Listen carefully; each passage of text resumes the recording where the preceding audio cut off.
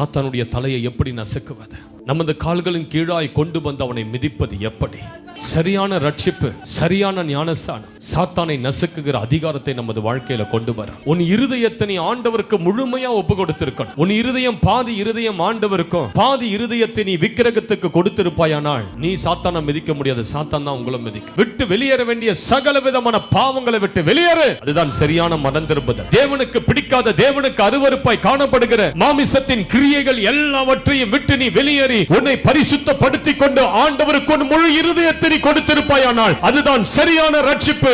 சரியான ரட்சிப்போடு நீ ஞானஸ்நானம் பெற்றிருப்பாயானால் உன் மேல ஒரு அதிகாரம் கிரியை செய்யும், சாத்தானுடைய தலையை நசுக்குகிற அதிகாரம். நீங்க சரியா ரட்சிக்கப்படாத, கல்யாணத்துக்கு ஞானஸ்நானம் எடுத்திருப்பீங்கல, திரும்ப நீங்க ஞானஸ்நானம் எடுக்கணும். ஏதோ சிலருடைய ஊந்துதலினால சில பேர் ஞானஸ்நானம் எடுத்திருப்பீங்க, அது சரியான ஞானஸ்நானம் அல்ல. சில செவன்த் டே அட்வென்டிஸ்ட்ல நீங்க ஞானஸ்நானம் எடுத்திருப்பீங்க, இட்ஸ் இன்வாலிட். சரியான தேவ மனிதர்கிட்ட நீங்க ஞானஸ்நானம்